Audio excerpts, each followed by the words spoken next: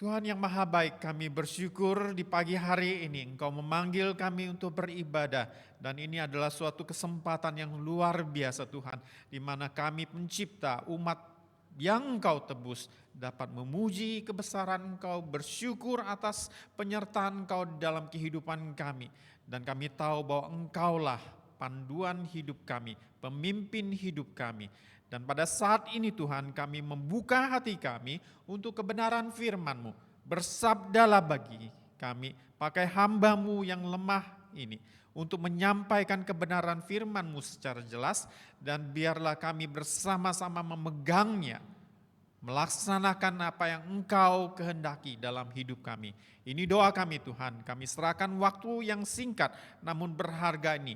Kiranya Roh-Mu yang kudus tercurah, mengkuduskan tempat ini, mengkuduskan hati kami bagi kebenaran firman-Mu. Di dalam nama Tuhan Yesus kami berdoa. Amin. Jemaat dipersilakan duduk.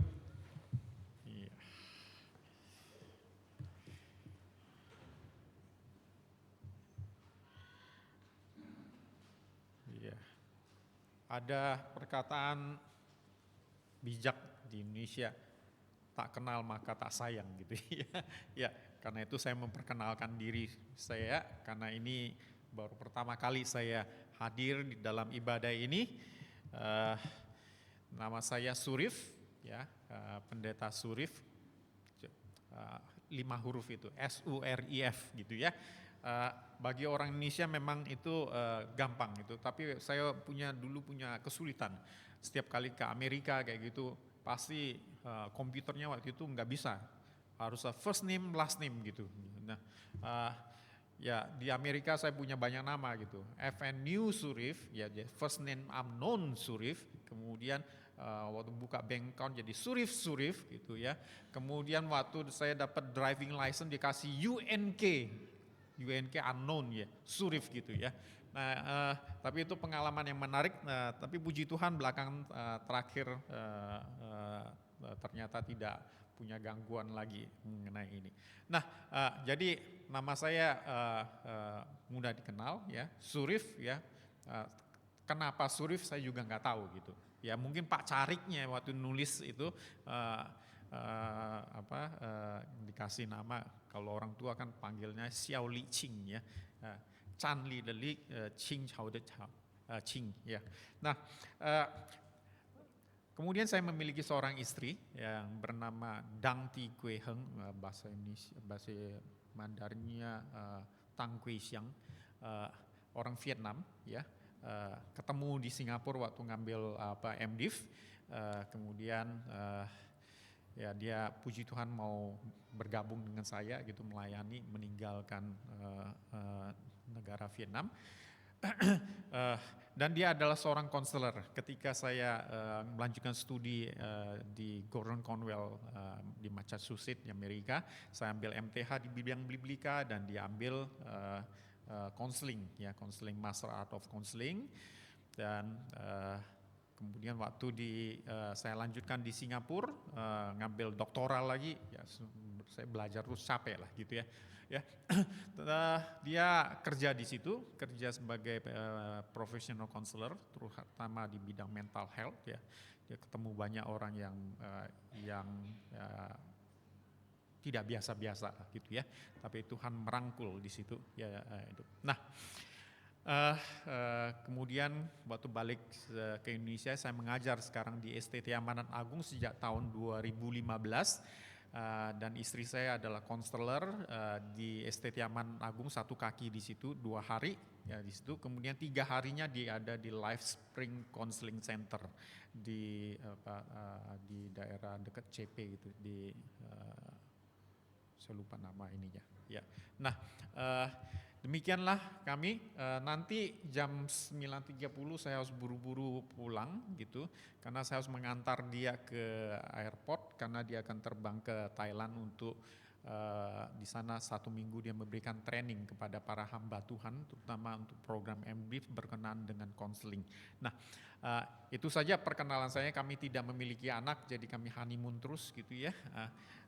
dan kami banyak anak-anak rohani ya, baik yang di Indonesia maupun di Vietnam.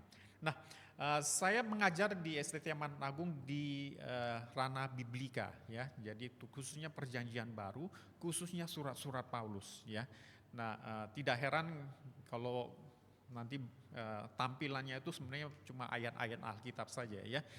Kita coba akan bahas apa yang menjadi tema pada hari ini dengan melihat apa kata Alkitab ya.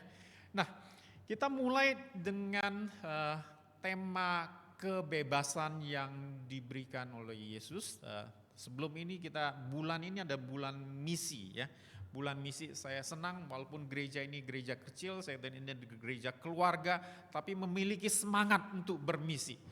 Ya, setiap tahun pertama mahasiswa STT Amanat Agung tahun pertama adalah masa probasi, ya, percobaan gitu. Kalau lulus gitu ya, mereka agak ini, kami kirim mereka ke Kalimantan Barat ya. Saya sempat waktu datang pagian lihat sejarah gereja ini, dan gereja ini semangat bermisi. Kemudian pernah ke Sanggau ya, Nah, kita punya program live in di Kalbar gitu ya, di daerah terpencil tersebut. Ternyata di situ banyak sekali gereja, gedung gereja, tapi nggak ada hamba Tuhannya. Jadi program ini Juni yang lalu kita sebulan minta mereka dua-dua, kita ada 16 orang, kemudian berarti ada 8 gereja tinggal di situ. 1 tahun sudah dapat training di bidang teologi tentang Alkitab, sekarang praktekanlah gitu ya. Kalau nggak ada hamba Tuhan untuk khotbah pada hari Minggu, kalianlah khotbahnya, mengkhotbahkannya. Semua dilayan dari sekolah Minggu sampai ini. Karena apa? Ternyata di sana di Kalimantan itu ada banyak sekali gereja yang tidak memiliki hamba Tuhan.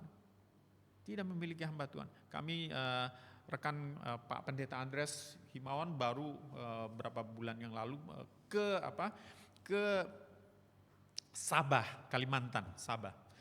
Di situ banyak gereja dan mereka berbahasa Indonesia pada prinsipnya ya. Agak berbeda dengan Malaysia Barat ya, daerah Kalimantan tersebut lebih fasih dalam seperti berbahasa Indonesia. Di situ dia ketemu, di situ ada satu sinode di wilayah situ, itu ada 700 gereja. 700 gereja hamba Tuhannya cuma 300-an. Jadi ada separuh gereja yang di daerah pedalaman tidak ada hamba Tuhannya. Nah, saudara-saudara, ini kenyataan kondisi di Indonesia. Ada begitu banyak gereja kadang-kadang yang ada gedung gerejanya tetapi tidak ada hamba Tuhannya. Nah, ini adalah suatu, tidak hanya ini, karena apa? Kebanyakan mereka dulu juga ketika dilakukan penginjilan itu kayak bedol desa aja gitu. Satu percaya semua kayak gitu. Jadilah orang Kristen, tapi orang Kristen yang normatif, yang apa? Yang boleh katakan KTP kayak gitu. Karena kehidupan mereka masih sangat banyak ada kecanduan narkoba banyak, ada kecanduan seks juga di Papua itu luar biasa gitu ya. Dan ini kondisi umat Tuhan yang ini, saudara-saudara sekalian. Dalam konteks inilah mari saudara-saudara, ada banyak pekerjaan misi ya di sana, di Indonesia, di daerah Papua, di daerah timur, daerah Kalimantan, dan masih luas sekali. Tapi pekerjaan misi itu tidak hanya di itu, tapi kadang juga di depan pintu kita. Saudara-saudara sekalian, ada banyak pergumulan manusia kota. Ya. Salah satu pergumulannya adalah capek. Saudara capek? Saudara lelah gitu. Nah, Jakarta itu lelah.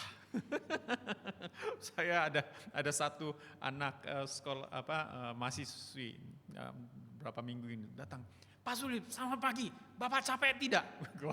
Pagi-pagi sudah bilang capek tidak. Ternyata kata capek itu ya. Kenapa orang-orang Jakarta berlari dari pagi sampai malam gitu ya. Berlari. mengejar apa nggak tahu lah gitu ya, pokoknya lari aja gitu ya. Tapi lari entah kemana, hasilnya entah kemana, pulang-pulang capek gitu ya. Mau ngomong sama suami sama istri aja, ya istri merasa kurang diperhatikan, suami juga merasa kurang diperhatikan karena apa? Keduanya capek gitu. Nah, saudara-saudara sekalian, nah bagaimana Injil itu hadir saudara-saudara sekalian? Ya.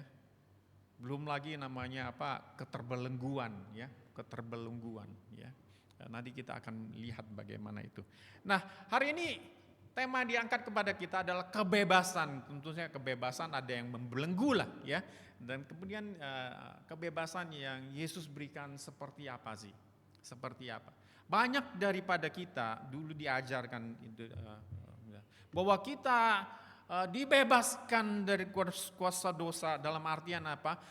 Bebas itu, benar-benar bebas itu nanti ketika kita bertemu dengan Tuhan Yesus di sorga. Kebebasan itu ada di sorga, saudara-saudara. Sorga itu ada di mana kita juga nggak tahu gitu ya. Ya pokoknya dekat dengan Bapa di sorga lah. Tapi tidak di sini. Selama di dunia ini tidak ada kebebasan katanya. Selama di dunia ini adalah penderitaan. Saudara-saudara sekalian. Tetapi saudara-saudara semua memberitahukan kepada saudara, itu tuh bukan visi yang ada di dalam Alkitab kita. Itu bukan visi yang Yesus bawa ketika dia memberitakan kabar baik. Ya. Nah, mari kita buka kembali Lukas pasal 4 ayat yang ke-16 ayat sampai 30 yang tadi kita bacakan. Tapi saudara-saudara sekalian, teks yang saya ingin baca berdasarkan TB2 ya, terjemahan baru yang kedua, versi yang baru. Kalau saudara, saya tahu versi yang pertama kadang-kadang menjadi kecintaan, saya juga suka gitu ya.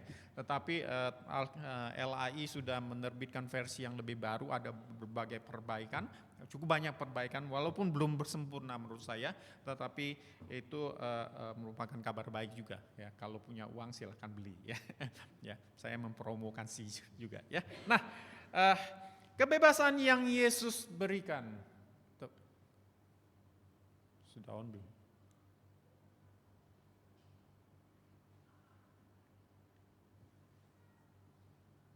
Oh, saya on kan dulu ya.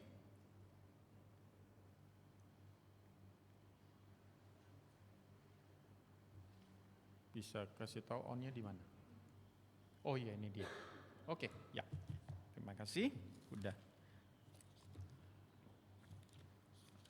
Ya. Oke, ya. Ayat 16 belum. Balik ya. Ya, oke, benar. Ya. Nah, ayat 16-17 ya, katakan dia datang ke Nazaret, tempat ia dibesarkan. Dan menurut kebiasaannya, pada hari Sabat ia masuk ke rumah ibadat lalu berdiri untuk membaca, ya. Nah, itu versi TB2 ya. Nah, tapi sebelumnya ayat 14 dan 15, dalam kuasa Roh kembalilah Yesus ke Galilea. Jadi pada pasal 4 ayat 1 sampai 13 kita bertemu dengan narasi di mana Yesus ke padang gurun untuk dicobai. Dia dicobai dan 3 kali dicobai dan dia ketika dicobai tidak jatuh ke dalam dosa dan dia siap untuk melayani, dan ketika dia memulai pelayanan, dia memulai dari Galilea, dari sebelah utara Palestina, bagian atas itu ya, yang sekarang lagi bergejolak juga ya. Nah, di situ Yesus melayani, memberitakan kerajaan sorga. Dan dari Galilea tersebut salah satu kota kecil atau dusun ya bernama Nazaret, tempat Yesus dibesarkan ya. Sementara ia mengajar di rumah-rumah ibadah di situ dan semua orang memuji dia. Itu di Galilea. Kemudian ayat 16, ia datang ke Nazaret tempat ia dibesarkan ya. Ya, dia dilahirkan di Bethlehem, dibesarkan di Nazaret ya. Jadi Yesus berkutat. Nah, kalau saudara melihat kitab Injil Lukas, maka Lukas 1 sampai sekitar 8 kayak gitu, kita melihat Yesus berkutat di pelayanan di daerah Galilea. Nanti kemudian setelah itu dia turun melewati Samaria, kemudian sampai ke Yudea, kemudian masuk ke Yerusalem, kemudian mati disalibkan di situ. Kira-kira narasi di dalam kitab Injil Lukas itu seperti ini. Bagi dia di Galilea memulai pelayanannya. Nah, saudara-saudara sekalian, di tempat dia dibesarkan tersebut di Nazaret, dia masuk ke sebuah sinagoga, kemudian tentu saja sinagoga yang dia kenal karena dia dibesarkan di situ. Nah, kemudian dia membaca satu kitab, yaitu kitab Nabi Yesaya, ya. Nah, kitab tersebut kalau saudara bandingkan, maka saudara menemukan bahwa itu Yesaya pasal 61 ayat 1 dan 2. Ya, agak sedikit berbeda, saya tidak mau menjelaskan komplikasinya gitu, tetapi pada prinsipnya Yesus membaca Yesaya 61 ayat 1 dan 2. Ya, nah kalau dalam versi kita saat ini Yesaya 61 ayat 1 dan ya. Roh Allah ada padaku karena Tuhan telah mengurapi aku. Ia telah mengutus aku untuk menyampaikan kabar baik. Jadi ada kabar baik kepada orang-orang sengsara, merawat orang-orang remuk hatinya, untuk memberitakan pembebasan kepada orang-orang tawanan dan kelepasan dari penjara kepada orang-orang terkurung, untuk memberitakan tahun rahmat Tuhan dan hari pembalasan Allah kita. Nah, saudara-saudara, mirip kan? Gitu ya. Nah, di situ apa yang mau saya sampaikan ya? Ada 4 kitab ya di masa Yesus yang favorit. Saudara, kalau Alkitab saudara sukanya baca mana? Hah? Hah? Ada ya? Mau jawab? Apa? Roma. Waduh. Gue baca Roma ruwet gitu. Ada lagi? Nah, umat Israel ada 4, yaitu pertama Kejadian. Kejadian itu ada 2 pertanyaan besar. Ya, kenapa penderitaan itu hadir di dunia itu? Pasal 1 sampai pasal 11 cuma ngomong tentang itu. Penderitaan, kenapa kekacauan itu, dunia itu, manusia itu seperti ini, musuh satu sama lain. Dan itu Kejadian 1 sampai 11. Ya. Kemudian 12 sampai 50 ngomong tentang apa? Siapakah Israel? Kaum Israel kan? Siapakah Israel? Jadi Kejadian kenapa favorit? Pertama, dia menjelaskan kenapa dunia yang penuh penderitaan itu bisa hadir. Kemudian, siapakah Israel? Siapakah kami, bangsa umat pilihan Tuhan itu? Keturunan Abraham, Ishak dan Yakub, gitu ya. Nah, di situ ada Allah perjanjian, ya. Kemudian puncaknya di Kisah Keluaran. Kemudian yang kedua adalah kitab Ulangan. Karena apa? Kitab Ulangan itu berbicara mengenai aturan bagaimana umat Israel, umat Allah, cara hidupnya. Dan yang ketiga itu Mazmur. Kenapa? Karena semua manusia suka bernyanyi. Mazmur itu nyanyian. Dan yang keempat adalah kitab Yesaya. Kenapa kitab Yesaya? Karena Yesaya menyatakan kabar baik. The good news, Injil. Itu sebabnya pasal 61 ayat yang pertama dikatakan, Ia telah mengutus aku untuk menyampaikan kabar baik. Ya. Roh Tuhan ada padaku karena Ia telah mengurapi aku untuk menyampaikan kabar baik. Kabar baik itu kabar baik apa? Sebenarnya di ayat yang terakhir itu untuk memberitakan tahun rahmat Tuhan. Berbicara mengenai tahun rahmat Tuhan. Apakah tahun rahmat Tuhan tersebut? Ya. Nah, saudara-saudara sekalian, ada 2.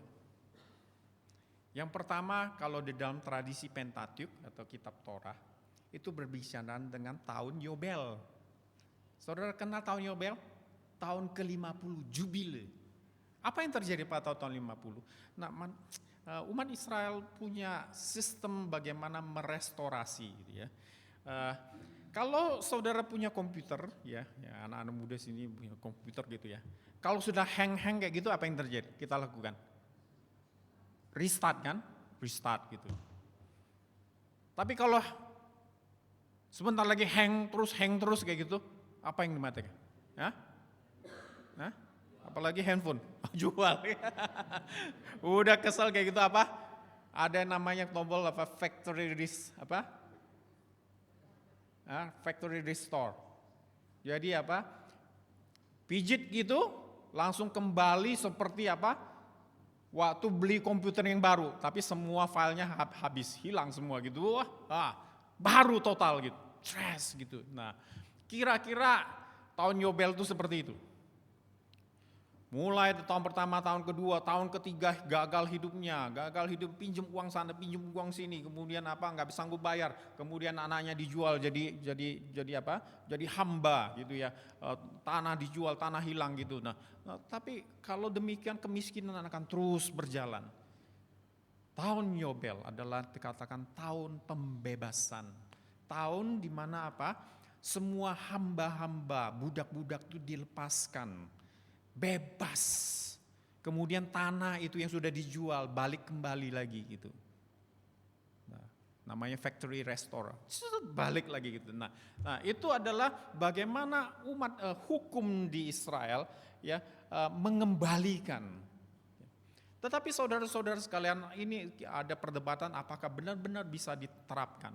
Tapi dalam perjalanan bangsa Israel ya, ketika bangsa Israel tidak taat dan gagal mentaati, gagal setia kepada Tuhan, ada sampai pada saatnya di mana bangsa Israel mengalami namanya pembuangan, dibuang keluar dari tanah perjanjian.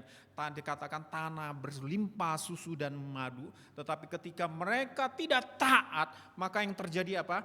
Ada kemiskinan, kekacauan, penindasan, akhirnya semua terbuang keluar.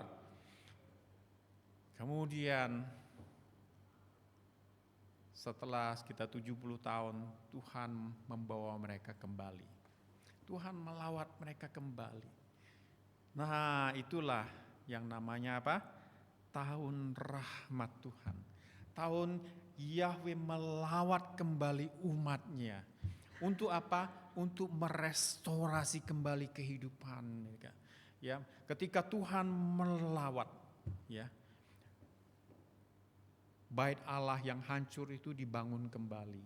Kemudian mereka mulai melakukan restorasi. Amat sangat disayangkan, restorasi itu mandek. Nah, mandek tengah jalan. Nah, saat itu ketika Yesus datang membacakan nubuatan ini, Yesus mengklaim, aku menggenapinya. Roh Tuhan, Roh Kudus ada padaku, diurapi. Pada pasal 4 sebelumnya kita melihat bahwa Roh Kudus turun pada diri Yesus. Kemudian dia mengurapi aku, dapat urapan. Kemudian untuk apa? Ada tujuan menyampaikan kabar baik. Kabar baik itu apa? Bahwa tahun rahmat Allah sudah datang. Ya, tahun rahmat Allah sudah datang. Di sini gitu ya, katakan yang menutup gulungan itu dan memberikannya kembali kepada petugas. Kemudian ia mulai berkata kepada mereka, katanya, pada hari ini genaplah nas itu ketika kamu mendengarnya. Ya, tahun rahmat itu datang dan tahun rahmat itu sangat berharga bagi apa? Orang-orang miskin. Kemudian apa? Orang-orang yang tawanan, yang tertawan. Kemudian orang-orang buta, orang-orang sakit dan yang tertindas. Itu kabar baik yang Yesus beritakan. Tidak heran saudara-saudara sekalian, ada banyak yang mengikuti Yesus. Pada saat kalau saudara baca narasi kitab Injil Lukas, kita menemukan orang-orang miskin datang mengikuti Yesus. Saudara, ada satu kisah Yesus diikutin banyak orang, kemudian mereka lapar, Yesus memberi makan kan 5.000 orang gitu. Katanya jumlah laki-laki aja. Berarti mungkin ada 10.000 mungkin yang ngikuti Yesus. Nah, saudara-saudara sekalian, sekali lagi pikir, kenapa sampai kayak gitu? Kenapa ada sampai ribuan orang mengikuti Yesus pada saat itu? Ya, gue lah pikir gampang aja, sederhana. Banyak pengangguran pada saat itu. Ya, gak ada kerjaan. Itu sebabnya Yesus memberikan perumpamaan, pada pagi hari ada tuan itu menebut, oh kamu gak ada kerjaan, mari masuk ke siang, ketemu lagi, sore ketemu lagi. Banyak orang pengangguran pada saat itu. Banyak orang-orang miskin datang kepadanya. Dan Yesus melayani mereka. Orang yang buta, orang yang sakit, Tuhan Yesus sembuhkan. Orang-orang yang tertindas datang pada Yesus, Tuhan bebaskan. Pada satu yang tertindas, tertawan itu, terutama mereka tertawan oleh kuasa jahat. Ada satu kali dia datang ke Gerasa, ada seorang orang yang kerasukan, dan katanya dirasukan oleh legion. Berarti satu kompi pasukan roh jahat masuk di dalam ini, sehingga orang itu tidak dapat dikontrol, sehingga belenggu itu yang untuk mengontrol pakai rantai itu lepas kayak gitu, dia berkeliaran di kuburan. Saudara-saudara sekalian, tapi Yesus datang dan Yesus membebaskan. Itu yang Yesus lakukan, saudara-saudara sekalian. Hal-hal yang sangat nyata. Kabar baik itu. Bahwa Allah datang, kuasanya menyertai, datang memerintah. Memerintah apa? Di dunia ini. Ketika pemerintahan ilahi itu dihadirkan, maka itu adalah kabar baik bagi orang-orang miskin. Kabar baik bagi orang-orang yang tertawan. Kabar baik dari orang-orang yang tertindas. Yang kita dengar setiap saat. Saudara-saudara, dulu kita ada berita itu kita tunggu gitu ya, di TV. Tapi sekarang enggak lagi ya, orang nonton TV ya. Dia gadget gitu ya. Tapi kalian lihatlah gitu di gadget kalian. Banyakkan berita buruk atau berita baik sih? Hah? Berita buruk kan? Ya. Yang bunuh diri lah, yang inilah ya. Oh, yang kabar buruk tentang peperangan apa semua. Oh, sampai memberikan kegelisahan yang luar biasa. Inilah hidup yang dijalani oleh banyak orang saat ini. Saudara-saudara sekalian, Yesus berkata ketika kamu mendengarnya, genaplah karena Yesus menggenapinya. Dan di sini kita berbicara mengenai misi Yesus Kristus dan gerejanya. Memberitakan kabar baik, yakni tahun rahmat Allah sudah datang. Pemerintahan ilahi datang menjamah dunia ini. Bagi mereka yang gagal hidupnya. Mereka yang gagal itu mereka yang miskin, mereka yang tertawan, mereka yang sakit, mereka yang tertindas. Mereka adalah orang-orang yang gagal hidupnya. Saudara-saudara sekalian, di dunia ini ada banyak orang yang merasa gagal hidupnya. Ya. Ada yang tampaknya sukses secara ekonomi, keluarganya berantakan. Anaknya gak mau ngomong. Ada yang luar biasa kayak ini, saya punya teman ya. Teman SMA sekarang memiliki rumah sakit.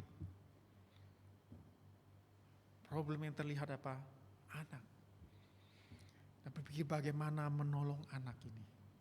Apapun yang dilakukan, uang itu bisa untuk menolong anak. Dan banyak lagi.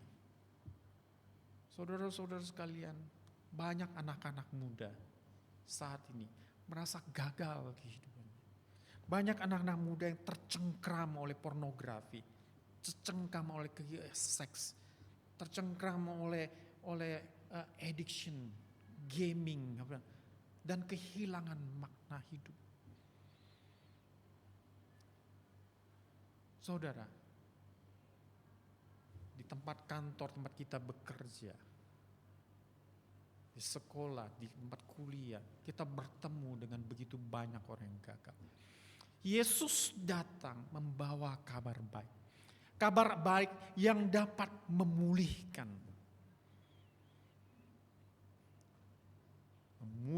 kehidupan ini. Tentu saja kita tahu bahwa di balik daripada kehancuran ini, di balik kepada kemiskinan, di balik kepada keadaan tertawan, sakit dan tertindas, ada kuasa dosa yang luar biasa, yang menghancurkan, yang mengerikan.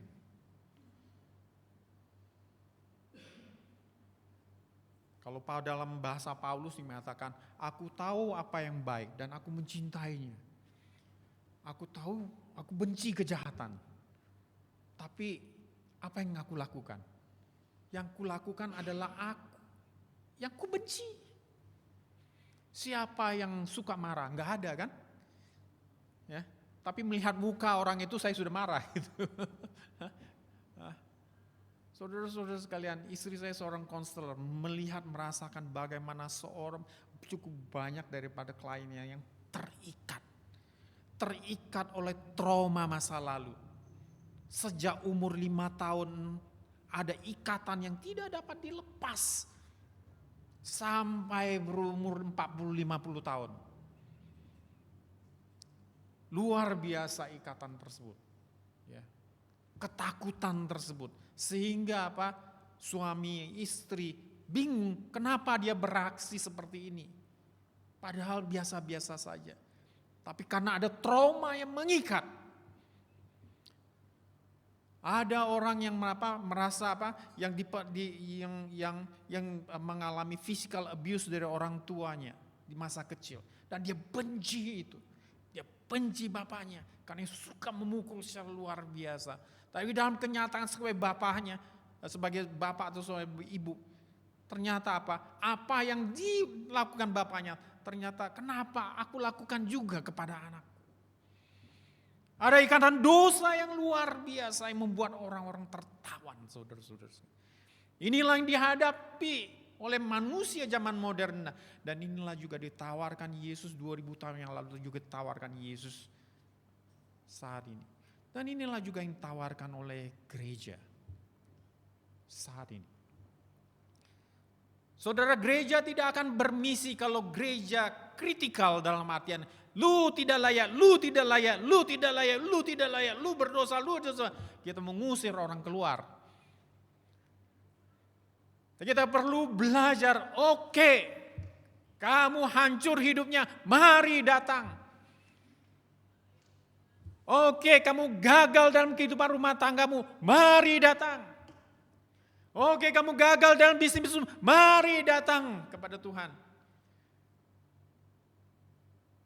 Kamu dalam kehidupan, dalam ketakutan, mari datang, gereja memberikan perlindungan. Itulah yang Yesus lakukan. Memberitakan kabar baik. Tentu saja ada hal yang luar biasa yang Yesus lakukan. Untuk kabar baik itu dia bersedia mati menebus dosa-dosa kita. Untuk kabar baik itu Roh Kudus dihadirkan dalam diri orang percaya, di dalam umat Tuhan, di dalam gereja Tuhan. Menjadi kuasa yang membebaskan, yang memampukan manusia melawan kuasa dosa. Saudara-saudara sekalian, itu misi Yesus. Dan itu adalah misi gereja. Gereja perlu bergiat dalam hal ini. Dunia memang menakutkan, tapi gereja perlu keluar. untuk menyatakan kabar baik. Ya, dunia menakutkan, tetapi ada Allah yang hadir di dunia ini.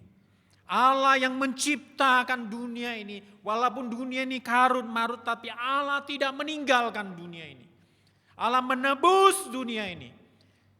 Allah mau merestorasi dunia ini. Dan Yesus melakukannya, dan kita sebagai umat yang ada di dalam Kristus melakukannya. Membawa perubahan. Di mana kita hadir di keluarga kita, tempat kerja kita, bahkan di jauh sana. Ya. Tempat-tempat di daerah Kalimantan, di daerah Papua, kita berlutut mendoakannya. Saya suka ketika sebelum ibadah ada doa bersama-sama. Kemudian ada di satu muse kemudian memimpin doa kan. Mari kita berdoa buat semua gereja Tuhan yang beribadah. Ini kecil bawah tapi kita tidak sendirian. Ada banyak gereja-gereja Tuhan, kita berdoa bersama-sama buat ini. Untuk apa? Untuk mengembangkan kerajaan Allah, untuk menghadirkan pemerintahan ilahi di dalam Kristus. Saudara-saudara sekalian, inilah tanggung jawab kita.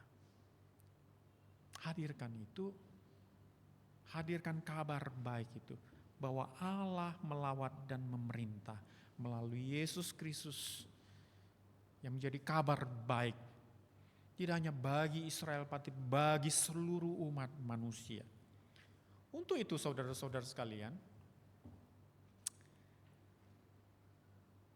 ayat 28-29, walaupun ada diskusi di ayat sebelumnya, ya. Katakan mendengar hal itu semua orang di rumah ibadat itu sangat marah. Mereka bangkit lalu menghalau Yesus keluar kota dan membawa dia ke tebing gunung tempat kota itu terletak untuk melemparkan dia dari tebing itu.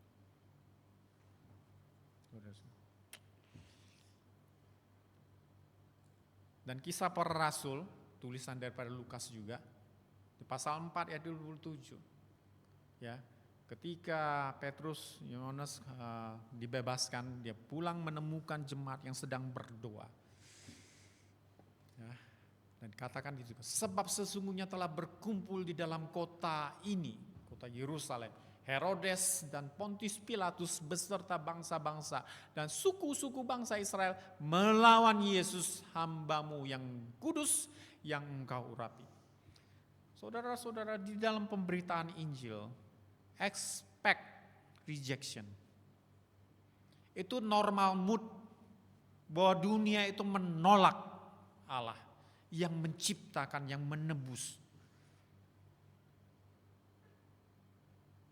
Kita dipanggil untuk memberitakan kabar baik, tetapi expect rejection. Karena dunia tidak mau kembali kepada Allah. Zamannya kita yang tua-tua ya, tahu satu lagu bernama My Way, ya? Frank Sinatra. Ya. My way, not God's way. Aku tahu itu jelek, aku tahu akan berakhir pada kehancuran. Aku pilih karena ini jalanku. Itulah semangat dunia ini. I want to do it my way, not God's way. Dan ketika itu dihadirkan, maka kehancuran demi kehancuran, kesedihan demi kesedihan hadir. Dan ketika gagal semua, ya, exitnya adalah bunuh diri. Tapi saudara-saudara sekalian, ada penolakan, selalu ada penolakan. Ya. Tapi kabar baik itu bukan tanpa kuasa. Ketika penolakan itu terjadi, Yesus pergi. Tetapi ia berjalan melewati tengah-tengah mereka lalu pergi. Kemudian kalau kita pergi ayat selanjutnya dikatakan Yesus memberitakan Injil tempat-tempat lain. Dan ada orang yang mau percaya di tengah-tengah penolakan tersebut. Jemaat ketika mengetahui kayak gitu mereka berseru kepada Allah. Ketika mereka sedang berdoa, goyanglah tempat mereka berkumpul dan mereka semua dipenuhi dengan Roh Kudus. Lalu mereka memberitakan firman Allah dengan berani. Mereka memberitakan firman Allah di tengah-tengah penolakan. Inilah yang perlu kita kerjakan saudara-saudara sekalian. Ada penolakan. Dan banyak penolakan. Tetapi ada orang yang gagal hidupnya dan butuh kabar baik itu. Dan ketika kabar baik itu dinyatakan kepada mereka, sungguh ini adalah sukacita yang besar bagi mereka. Mari saudara-saudara sekalian, mari kita buka gereja kita bagi orang-orang yang gagal hidupnya. Karena itulah yang dikerjakan oleh Yesus. Mencari orang yang gagal hidupnya dan menawarkan, marilah kepadaku semua yang letih, lesu dan beban berat. Datang kepadaku. Buka gereja kita. Mari semua yang letih, lesu dan beban berat. Datang ke sini. Mari dengar kabar baik. Mari sebagai gereja Tuhan kita tolong orang itu. Tolong rumah tangga mereka. Dan tidak hanya di sini, kita juga ingat ada banyak belahan di Indonesia yang membutuhkan kabar baik. Mari tetap bermisi. Dukung gereja-gereja yang ada di pedalaman untuk tetap eksis. Bagaimana umat di situ bisa mendengarkan kabar baik minggu demi minggu di tengah-tengah persoalan hidup mereka. Selamat bermisi, Bapak Ibu sekalian. Gereja ini kecil, ini gereja keluarga, tapi bukan berarti tanpa kuasa. Karena Roh Kudus hadir di tengah-tengah kita dan memimpin pekabaran Injil ini. Mari kita berdoa. Tuhan, firman-Mu ya dan amin, dan hamba-Mu sudah menyampaikan kebenaran mengenai kabar baik. Di luar sana ada banyak orang yang merasa gagal hidupnya. Sama seperti Yakub yang harus keluar dari rumahnya. Dan tengah-tengah kegagalan itulah engkau hadir. Menyatakan, maukah engkau percaya? Sungguh Yesus kami juga menyatakan kabar baik. Tolong kami Tuhan, memberitakan Injil. Kepada sanak keluarga kami, kepada teman-teman kami, kepada orang yang kami tahu mereka di dalam pergumulan. Biarlah sungguh-sungguh kabar baik, yaitu Injil Yesus Kristus, menjadi lawatan Tuhan dalam kehidupan mereka. Dan tolong gereja ini untuk tetap bersemangat, bermisi. Karena Indonesia membutuhkan kabar baik. Di dalam nama Tuhan Yesus kami berdoa. Amin.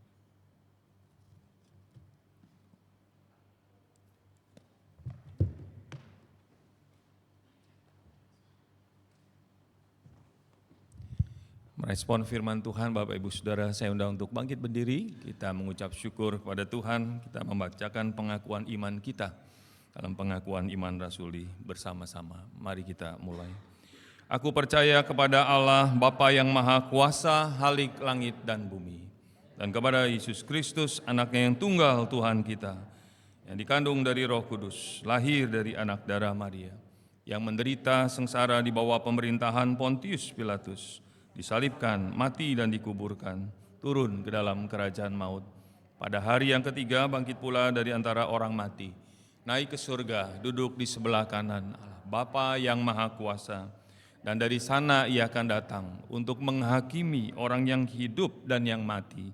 Aku percaya kepada Roh Kudus, gereja yang kudus dan am, persekutuan orang kudus, pengampunan dosa, kebangkitan tubuh, dan hidup yang kekal. Amin.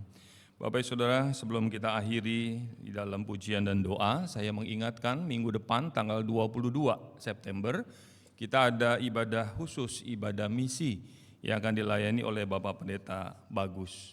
Ada beberapa gereja lokal yang kita undang dan sudah memberikan konfirmasi dari GKRI Haleluya dan dari GKRI Mangga Besar.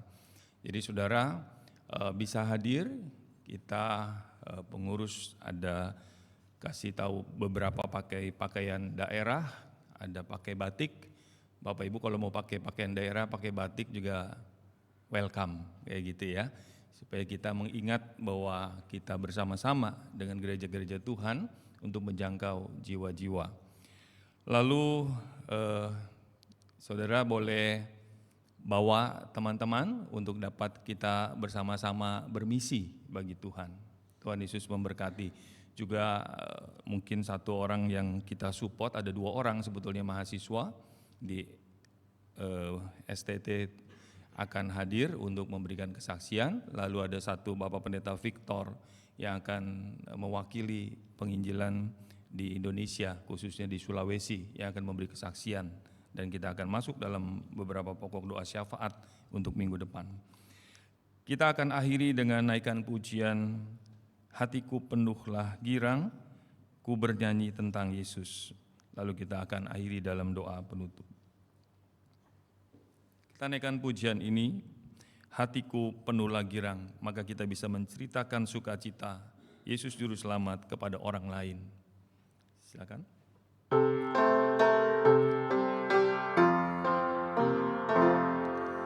Hatiku penuhlah girang, Yesuslah selamatkanku. Puji muliakan nama-Mu yang sucikan hatiku. Ku bernyanyi tentang Yesus, bagikulah terindah. Dialah Tuhan Juru Selamat, mati untuk daku tengah segala manusia, tengah segala manusia. Dialah yang terindah, segala rahmat anugerah, semua pemberiannya. Ku bernyanyi tentang Yesus, bagikulah terindah. Dialah Tuhan Juru Selamat, mati untuk daku. Terakhir, ya Tuhan, ya Tuhan Maha Adil, berlimpah kemurahan, diampun bakum indah, sumber kasih anugerah. Ku bernyanyi tentang Yesus, bagiku ya terindah. Dialah Tuhan Juru Selamat, mati untuk daku. Mari kita berdoa. Kami boleh bernyanyi tentang Engkau ya Tuhan kami Yesus Kristus, bahwa Engkaulah Tuhan dan Juru Selamat kami yang sudah mati menebus kami menjadi milik-Mu. Sekarang ingatkan kami juga untuk berbagian di dalam menjangkau orang-orang terhilang bagi-Mu. Karena kami tahu Tuhan datang bukan hanya untuk membebaskan kami, tapi juga membebaskan teman-teman kami, tetangga kami, kenalan kami, teman sekantor, dan semua orang yang Tuhan percayakan di lingkungan kami berada. Kami bersyukur untuk hari ini Tuhan mengingatkan lewat hamba-Mu Bapak Pendeta Surif, bahwa ada tugas panggilan seperti Tuhan Yesus datang ke dalam dunia ini, dan murid-murid abad pertama melanjutkan pemberitaan itu dan tidak akan pernah berhenti. Dan kiranya Tuhan menolong setiap kami dalam GKRI Kelapa Gading tempat ini, agar berita anugerah keselamatan dan pembebasan yang Tuhan Yesus sudah lakukan dan kami sudah terima, jangan berhenti hanya pada diri kami, tapi juga kami boleh beritakan dan menolong mereka yang sedang terbelenggu. Hamba-Mu berdoa setiap jemaat Tuhan dalam pergumulan dan keterbelengguan apapun itu. Tuhan, firman-Mu sudah memberikan kami sukacita dan satu kepastian bahwa dalam Kristus ada kebebasan yang sejati. Kiranya kami semua boleh mengalami itu dan kami boleh menjadi saluran berkat mulai dari keluarga kami sampai di tengah masyarakat bahkan di dunia ini. Banyak ingin kami doakan Tuhan pimpin terus anak-anak-Mu dalam studi, dalam pekerjaan, dalam perdagangan, kuliah, dan apapun yang mereka lakukan. Biar sepanjang minggu ini kami boleh mengalami pimpinan dan berkat-berkat Tuhan dalam perjalanan iman kami. Firman Tuhan bukan hanya mengisi pengetahuan kami, pengenalan kami, tapi sungguh-sungguh kami boleh mengalami sendiri secara pribadi dan gereja ini. Banyak yang ingin kami doakan, ajar kami terus bertekun di dalam iman, karena Tuhan tidak pernah meninggalkan kami. Dan ajar kami berdoa, seperti Tuhan Yesus mengajar para murid-Nya berdoa, Bapa kami. Bapa kami yang di surga, dikuduskanlah nama-Mu, datanglah kerajaan-Mu, jadilah kehendak-Mu di bumi seperti di surga. Berikanlah kami pada hari ini makanan kami yang secukupnya, dan ampunilah akan kesalahan kami, seperti kami juga mengampuni orang yang bersalah kepada kami. Dan janganlah membawa kami ke dalam pencobaan, tetapi lepaskanlah kami daripada yang jahat, karena Engkaulah yang mempunyai kerajaan dan kuasa dan kemuliaan sampai selama-lamanya. Amin. Doksologi.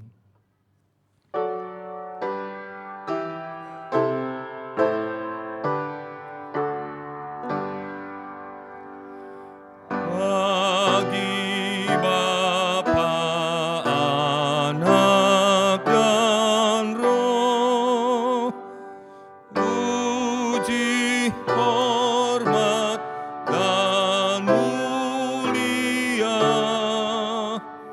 dulu sekarang tak berubah, hingga selama-lamanya.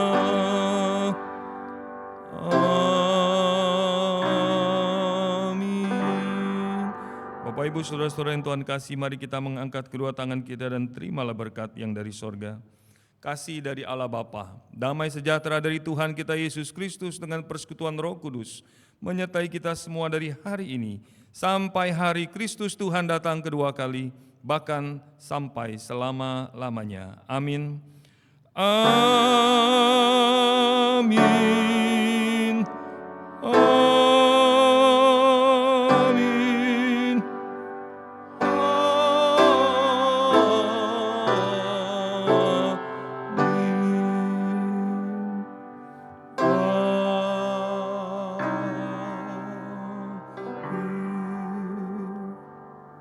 Amin. Silakan duduk dan bersaat teduh sejenak. Ibadah telah selesai. Tuhan Yesus memberkati. Selamat berhari Minggu.